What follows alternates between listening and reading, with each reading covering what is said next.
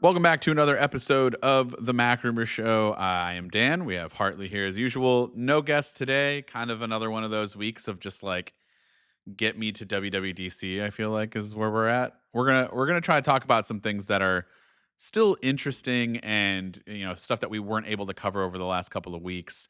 No more Siri AI talk. I feel like I'm done with that until Yeah, me too. yeah. I mean, we had some great guests. Those were some really good episodes with Mark and John. Um, and so I think we'll put that to rest until other big news comes out. I don't want to keep hammering. I kind of feel bad. Not that I should feel bad about hammering Apple for something that is entirely their fault, but it's just we'll wait and see until those actual features come out if they ever do. I wanted to talk about a couple of things this week. We didn't get a chance to talk about that. I think we briefly touched on it with Mark Gurman. This was like right around that time that news kind of broke, and that was iPadOS. I know we've kind of beaten iOS 19 kind of to a pulp. We won't do that as much either.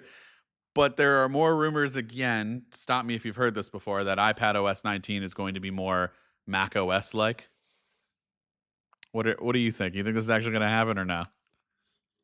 It's so difficult to say because we've heard this so many times now. Yes. But I am inclined to believe that there will be improvements in this area. As far as I remember, iPadOS 18 didn't really do a whole lot in this area. iPadOS 17 introduced Stage Manager, when that was obviously a very delayed thing. And there have been improvements in this area over the years, going way back with things like split view and slide over. And even subtler improvements that are easy to forget about, like desktop class apps. And even the fact that we now have ostensibly Logic and Final Cut on the iPad as well. So there definitely have been improvements in this area.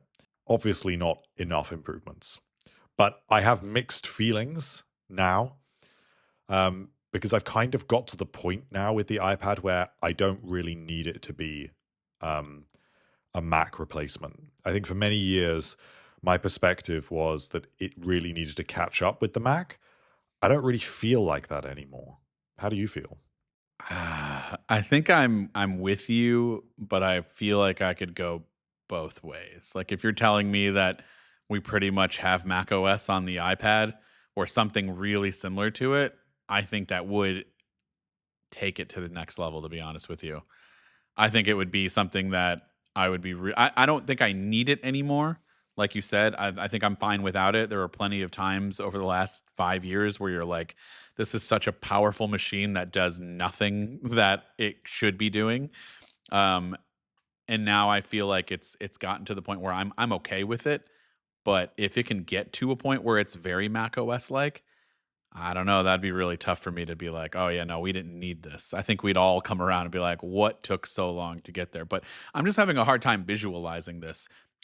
Like you said, iPadOS 18 didn't really focus, much in this area. It didn't really focus much on iPad specific things at all. It was a lot of carryover from previous things that we got with the with the iPhone, and so like a lot of customizations or things just at the same time, just feature parity across the board. Unless I'm wrong, when was the last time we got a pretty major iPad specific feature? And nothing is coming to mind right now besides like a couple of the pro apps that are coming out, but that's not really a feature, I would say, because not everyone cares or is going to use those. They don't come stock with the iPad. And I actually have turned Stage Manager off on my iPad. I don't have it enabled by default. Okay. It's just not a good enough feature for that. And maybe that's because I have the 11-inch iPad Pro.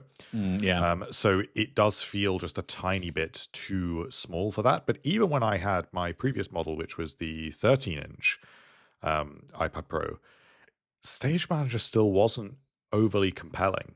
And I did use it connected to an external monitor as well. It was pretty good, but it's just not as good as a Mac.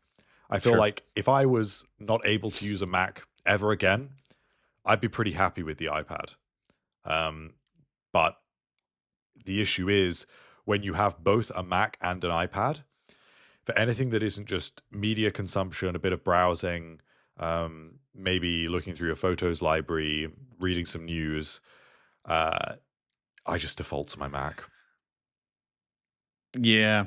I mean, I think we need a better file system on the iPad if it's going to be taken seriously. I'm not sure if that's one of the rumored things. I feel like it's mostly like productivity, multitasking, and like window management related stuff, which is fine, and it's definitely needs an improvement. I mean, that's basically just attacking Stage Manager, but I feel like there needs to be, and people used to complain about Finder all the time, and I don't know that people still like Finder. I think it's fine, uh, and I would like something like Finder on the iPad. I think that what we have on the iPad is it's not great, and if it could be like Finder, that could be helpful to making it more like, okay, I feel like I could edit some videos. I have a nice file structure. I know where things are at. It's easier to get to, these larger files and know exactly where I can save them. And I just need things to kind of act more in that way because in my brain with the Files app, like on your iPad and like where I don't know where things go half the time. It's getting better. It's definitely getting better. But I just feel like we need that ability to kind of have more with the file management. And then I don't know. I don't really know what you could do to Stage Manager that could like, besides just making it full blown Mac OS style Windows, right? I think that there is maybe a case to have a toolbar at the Yeah. top, a menu bar, and I think that some of the like the traffic light buttons, Hmm. even if those kind of pop out when you hover in that area, would be a little bit more intuitive than the way that it currently works. But for me, the biggest issue with productivity on the iPad, if I really try to distill it down about why I reach for my Mac over my iPad, it comes down to the fact that the iPad feels slower. And I'm not referring to actual processing speed or how fast it is to open apps, but to achieve a productive task on the iPad simply takes longer. It feels like it involves more clicks. It feels like the trackpad is less responsive in some way. And I struggle to fully articulate that Yeah. sensation. But if it's something as simple as I want to, I don't know, work on my calendar, say, review my calendar for the day, dragging calendar events around, increasing the blocks, retitling things, it is significantly faster to get that done on my Mac. I feel like I can open my Mac, do that in under a minute and put it away. But on the iPad, I feel so much friction. And I think this probably is actually due to a variety of issues. I think probably it's because the iPad is a tiny bit too small, even the 13-inch, the display. I think that Stage Manager isn't as strong as it should be. I think that the actual way these apps are designed is not as intuitive or responsive for productivity tasks with a cursor because they are touch first, which means that things tend to be buried in menus a little bit more than they are on the Mac. And lastly, the trackpad. There is definitely something about that cursor and trackpad combination that feels slower than the Yeah. Mac's trackpad and a traditional pointer-shaped I, cursor.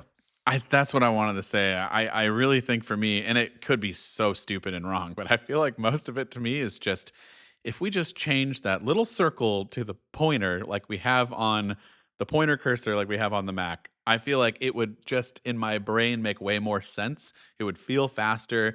I feel like I'd have more precision when I'm trying to select things. And that could be entirely wrong. It could most likely just be the fact that you said these apps are built for touch. And so that's kind of where we're at in the sense that like it's just not designed for the cursor as much.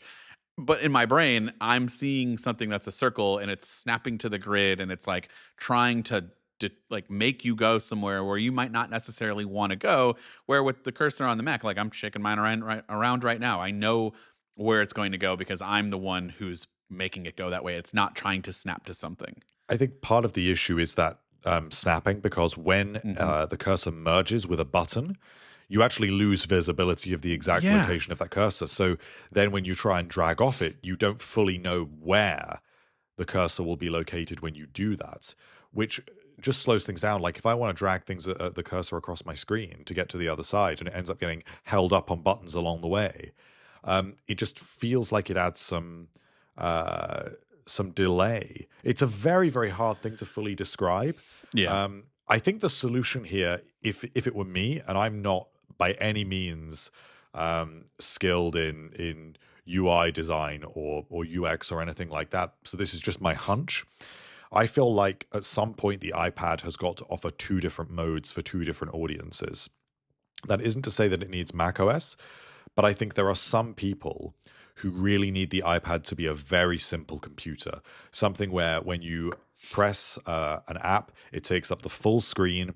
There is none of this slide over. There is no multitasking functionality, really. There's no ability to open multiple windows. And everything is kept very simple, big touch targets.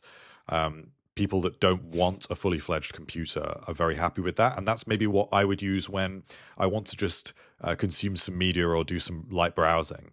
Hmm. But then if I am using my Magic Keyboard and I am using multiple applications, then I feel like it does need a pro mode.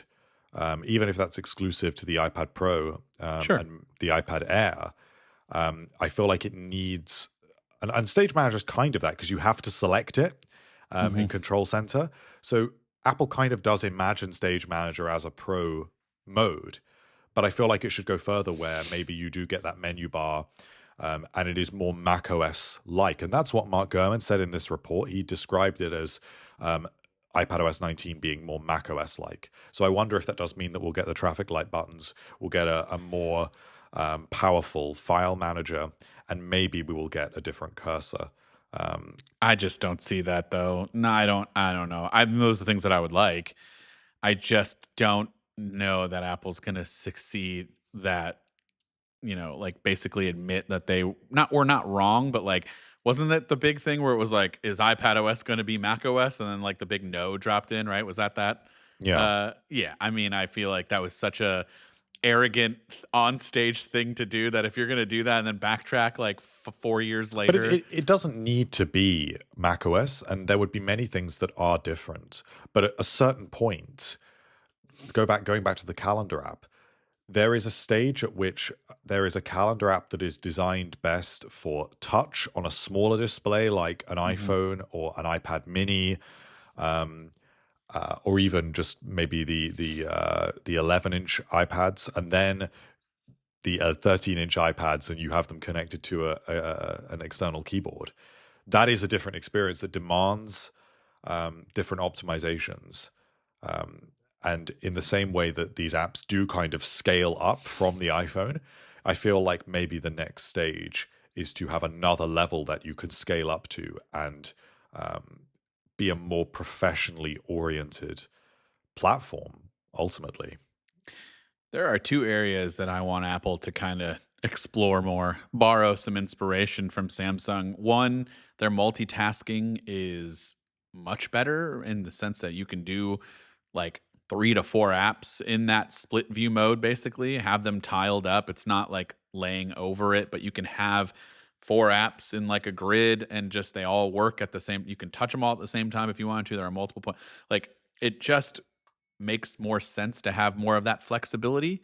And then, because I don't really love slide over, I don't want it to be over another app. I want them to have Yeah. three separate. Like I get why it's there, and it's I fine. like slide over in a limited way. Like Sure, the time I like slide over is if I have two applications open in split view, and I prefer split view to Stage Manager, and say I've me too.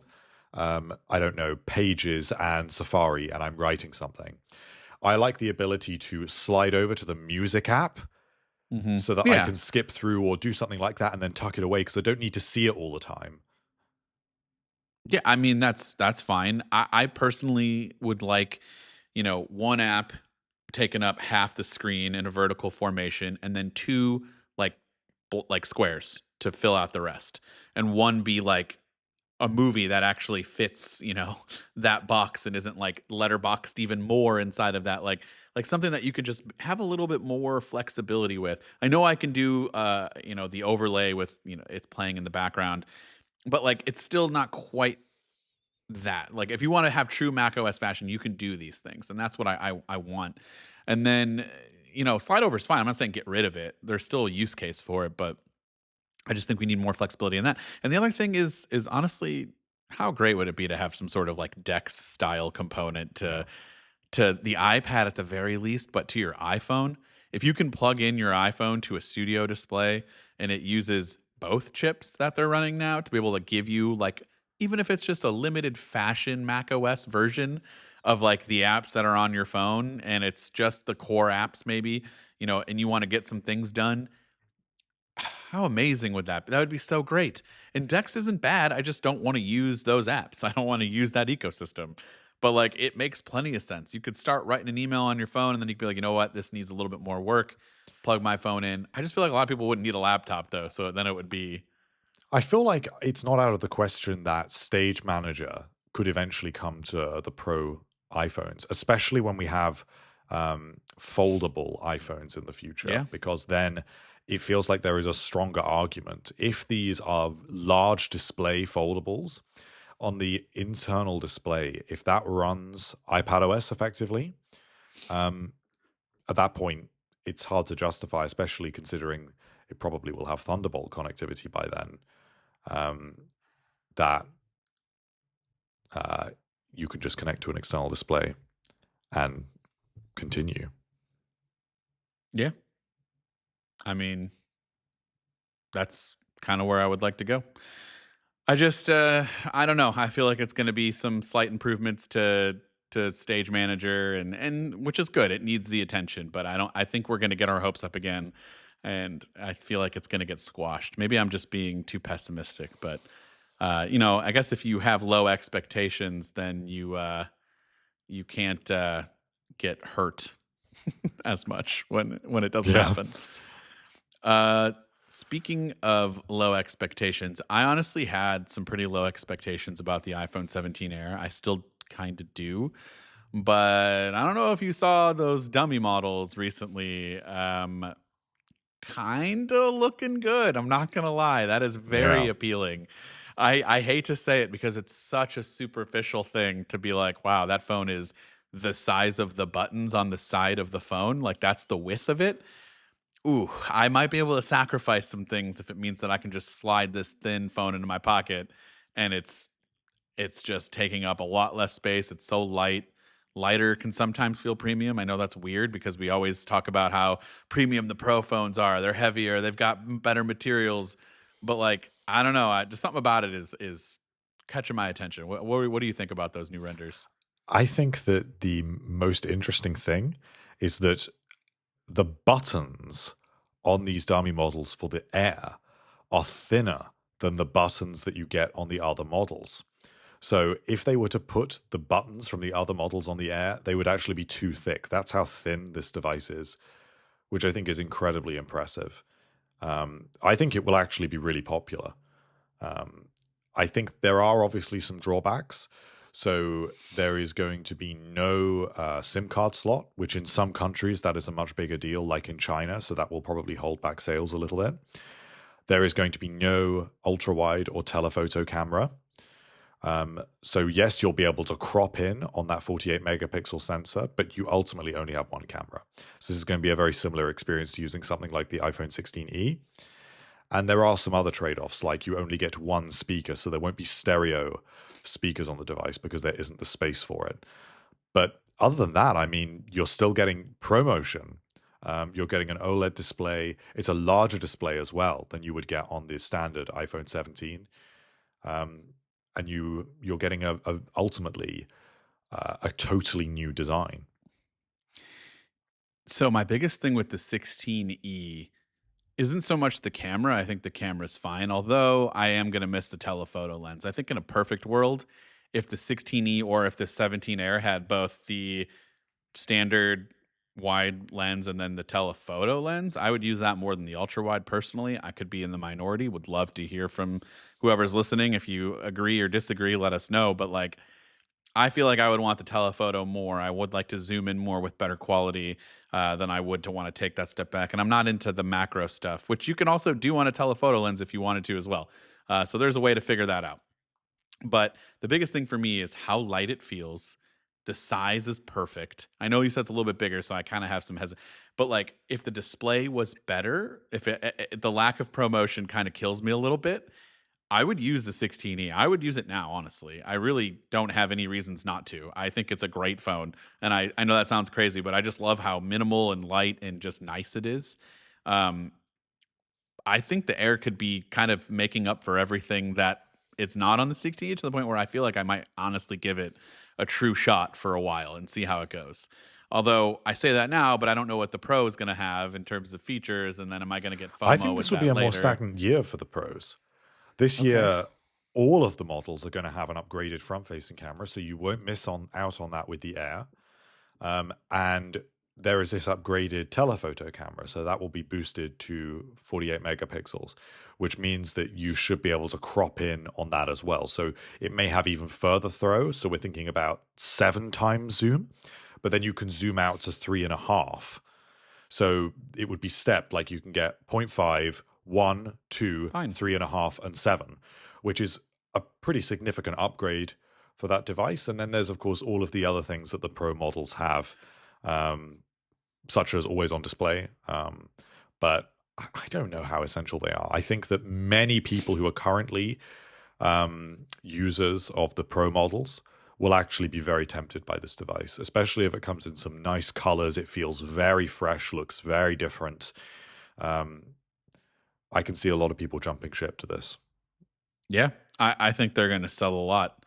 Um, the finish is going to be important. The colors are going to be important. I'm curious to see. I kind of really like. I know they're just dummy models and they're just made from 3D printed, material. But I kind of like the blue that everybody's getting on these dummy models. Like that would be kind of cool. Yeah. I'd be fine with that type of dark blue, but I don't think that's it's don't read into any of that. That's just what the filament that was used for those. But yeah, I mean, I am very curious about this phone more and more. And I am also curious on Samsung's version, which should be coming out pretty soon. They're going to Yeah. beat Apple to that.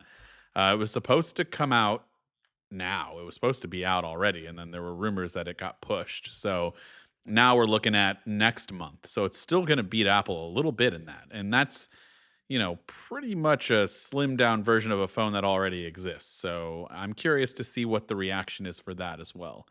Um, I can see this being insanely popular for a lot of reasons. So I am very curious. Speaking of blue colors, what do you think of that sky blue iPhone 17 Pro that's kind of rumored to be the new color this year? I can completely believe it. Yeah. I think that Sierra Blue was incredibly popular with the iPhone 13 Pro, and it was sort of a matter of time before Apple returns to a light blue iPhone. We also know that with this frosted back glass and with the titanium frame, Apple has struggled in recent years to offer brighter colors on the Pro models, and it doesn't really seem very keen to anyway. So I'm more inclined to believe that there will be a lighter shade of blue. And I think that the blue on the MacBook Air does feel very fresh. I know it's very pale, but it Yeah. does look different in different lighting conditions. And I think it's a very neutral blue. A lot of people will be very happy with that.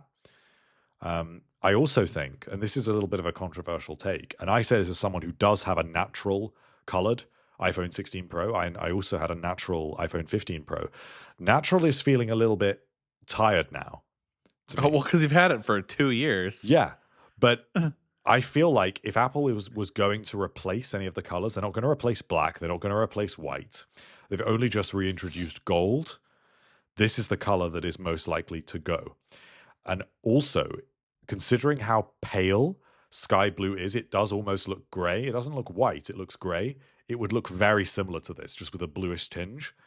Yeah. So I can imagine that this is the color that will be phased out and it would be replaced with sky blue. Um, Actually, Uh, I'm thinking of going for silver and white this year, so I probably wouldn't buy this. But I I think it think would be a very nice color. I'm going back to black, especially if it's anywhere near the like feeling that I have with the 16E. That black, that frosted like matte black is perfect, and I want that. I haven't had a black iPhone in a long time, but that's boring. And I also always get the new color because the new color is what people are usually interested in. So for the sake of views, I don't usually pick for myself. Like this one that I have here, this is that gold one. Probably wouldn't be my first choice. I take sacrifices for you all out there. I just want you to know. I We get the new appreciate color. it. Yeah, You're I living get a the new hard life color. for us. I loved when that titanium, natural titanium, was the Yeah. color because that was the one to get. I liked it. I miss it a little bit, but yeah, we'll see. I just feel like we could do an entire colors episode, and it'll just be the same thing that we've talked about in the past. We just need to. Can we just get a little bit more bold? I don't understand this philosophy of like it's got to be boring. I feel like I think just Apple a probably has little bit. market One, research on that. I feel like they the have to. Yeah. bolder the colors that there are, the more sales decline. And so, in order to be palatable to the enormous numbers of people that buy these devices, and the numbers are huge, more neutral colors are more appealing. It's a little bit like with the idea of this blue. If Apple was to offer a really lurid, bright blue, fewer people would be interested in buying that than this soft sky blue. Um, the same goes, we've talked about like how cool it would be to have like a bronzy orange iPhone. Yeah, never happened. That's exciting to us because it's different. Yeah. But would the average person who maybe buys an iPhone every 4 years or something, is that going to be what they pick up? Probably not. No. It's professional, it's more classic. It's the cars. Like why are all the cars out there, black, white, gray? Most of the cars. And then occasionally you see a pink one and you're like, "What is that?" That's pretty much what a pink iPhone is these days. You're like but I just the other day I saw somebody that was like, "I bought this phone. I wanted a Pro, but I didn't because I specifically wanted a pink phone." So like she got what she wanted. And also, sometimes the colors are really outstanding. I think that the midnight green of the iPhone 11 Pro really Ah, stands out. That was great. The Pacific blue was also really nice the following year on the iPhone 12. Um, I like the green Personally, and the blue on the current 16s. I think those are really nice. yeah, they are nice. I also really liked the soft pink on the iPhone 15, which of Mm, course I never had because I've always had a Pro model. But sometimes they do come out with colors that just are really nice. yeah. And these, to me at least, do tend to be the softer colors. Some of the colors have been pretty ugly. I think the purple iPhone 14 Pro was pretty Oh horrendous. yeah, I had that for a while. Not my favorite. And honestly, I thought I would like the midnight. That was like what, 15? The 15 Pro had the midnight blue or midnight titanium or whatever it was. What was that color? I think that was just black titanium. No. There was a blue. Oh, yeah, that was just blue titanium. That's all they called it. Oh, okay. Whatever. I mean, it's like a midnight color almost. Yeah. But yeah, that blue titanium, it's It was too fine. dark. It was It too wasn't. dark. Yeah, it doesn't, if you're going to get a color, I want people to know it's a different color. Like I want, otherwise they're going to be like, "What do you have? You have the black one there? That's original." But we make the jokes, but that's what people want. So, and that's probably Yeah. what I'm going to get, to be quite honest with you. I will maybe I'll get the blue and a black one. I don't know. We'll see. Um Anything else that really stuck out to you this past week that you want to chat about? Well, speaking of midnight, there now are the rumors that the No, not Apple the Vision iPhone. Air is Yeah. going to come in midnight, which is very believable given that there are components that are in this finish. There is a power connector for the battery that leads up to the headset that is in midnight, and it's in Apple's very distinctive um, sort of. It's almost black, but it's got that hint of blue in it. But it's an anodized, colored finish instead of plain silver, and it's even got the color matching cable. So it looks like that is going to be this Vision Air product, which supposedly will also use titanium to reduce some weight on internal components and will apparently be thinner. So that's pretty exciting because it will look quite different. I think if you took the Vision Pro right now and did it in a dark midnight colorway, even including like the knitted band and everything, it would look very different and quite striking. And if Apple really wanted to drive some interest in this new Vision Air product, I think this would be a great way to do that because I think the softer colors are not really going to do it for the Vision product line. Now, a part of me, I mean, this is a pretty convincing image. A part of me wants to be skeptical about this and wonder if this is like an AI This source recolor. I don't Yeah. think so. This source is very good on accessories and cables. So previously, they came out with fine woven. They told us what fine woven would be called. They told us that Apple was planning to replace all their accessories, and they actually showed us the first images of fine woven as well. They even knew about the new Thunderbolt cable that was designed for the iPhone 15 Pro. Um, Many of these things have come from this one source, so they clearly are very well connected. So I absolutely believe this. Hey, I'm all for it. I think lighter, cheaper option for Vision Pro, get it into more people's hands. New color option, freshen it up a little bit. I don't see the harm in that. But what's the target release for this next year? I think it will be 26 to 27. So Yeah, it that's a depends when long we time. get the second gen Vision Pro. Hmm. That is supposedly going to be at the end of this year or early next year, but that is just an M5 refresh. So I could absolutely see that coming out this year. I think that then a Vision Air probably does need to follow in the next 12 to 18 months. And we don't have a concrete time frame on that yet. It's still a little bit far out, but the fact that there are early components floating around out there would suggest that this probably is within the next 2 calendar years. We'll get there. We'll get It'll go there. fast. And It will. by then, if you consider that we'll be up to like Vision OS 4, um, it should be quite interesting to revisit the Vision Pro around that time, or Vision Air, whatever this is going to be called, because the platform should be a lot more mature. Yeah. So even if, say, the display technology isn't an enormous amount better, there is every chance that pass-through will be better, that multitasking will be better, that everything will feel more responsive, and that there will be a better suite of content consumption apps, productivity apps,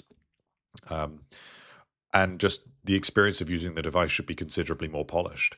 I definitely want to dive back into Vision Pro. I'm quite tempted to do that when the M5 version comes out. I was just real quick, keep it a couple sentences.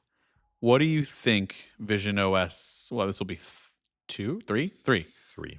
three. What do you think Vision OS 3 is going to be? Big update, little update, kind of in the middle? I think it probably will be a small update. I mean, Vision Mm. OS 2 was very small. That just changed some That's why I was thinking gestures. maybe. It added keyboard pass through.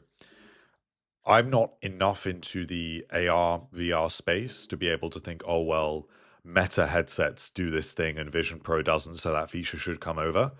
Um, but it will be really interesting to see because Apple's other platforms are so mature. Think of macOS is really mature, but even watchOS. I mean, how much stuff can you do to these platforms? I Sure. know with iOS they can give it a new lick of paint and change the UI and make it more Vision OS like in terms of design.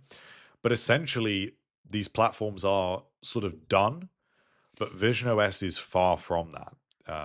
And that is a space where we can expect to see a lot of change over the coming years, especially as the Vision product line grows and develops. If it is eventually going toward glasses, it will be really interesting to see if eventually we get things like facial recognition and it pops up with a little contact card, integration with the weather app when you use it outside. Um, what about activity? What about health? Can it integrate with eye health monitoring? Considering that it's got eye tracking, is there any sort of vision testing that can be done with it as a device? Um, there are huge upgrades in these sorts of areas that are just not going to be possible on devices like the Mac. You Gaming is mentioned, maybe a good one for this year that is more believable in the immediate term. yeah, I controller input of some sort would be something that I would want to see. I think if you were mentioning like bringing something over uh, from Meta's, you know, headset, I think it's not something that you should require and need to use to like get through but just as a supplement, especially for gaming, I think that'd be really cool. I don't know if Apple will ever do that. I don't know. Maybe a third party integration where they're just kind of like, hey, you can do this. But yeah, that's our show. I just want to mention real quick. I saw you mentioned the Apple Watch, and I I saw this morning. Shout out to Justine. She posted hi Justine. She posted a picture of the Think Different Apple Watch. Have you seen that? The round No. one from, oh my god, you have to look it up. It's like an actual analog watch that Oh, was I've seen from. this. Yes, yes. Oh, I want one so bad. I've been scouring the internet trying to find one that's not $1 million. That I feel like Apple should do some sort of anniversary. Make a circular watch. The circular watch looks so good. Make it like this. You could do it.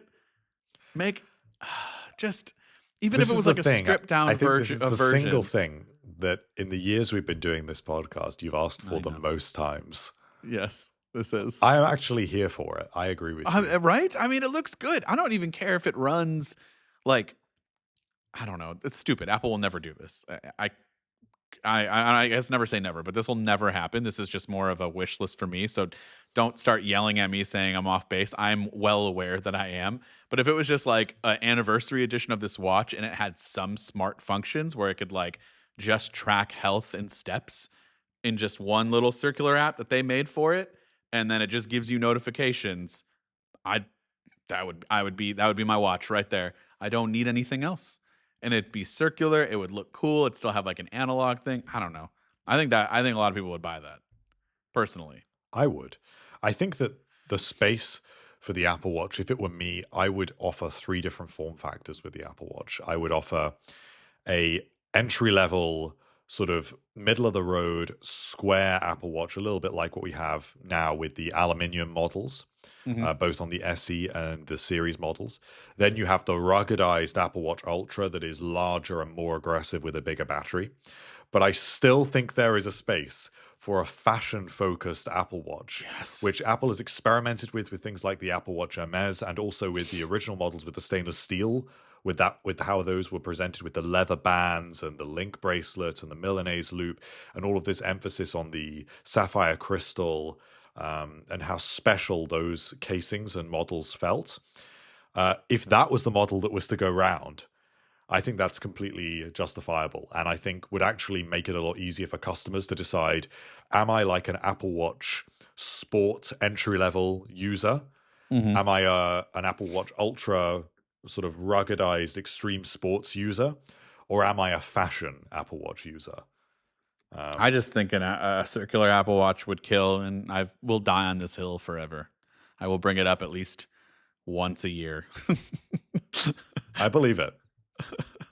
All right. Let us know, everybody's thoughts. You know the deal. And we'll catch everybody in the next episode.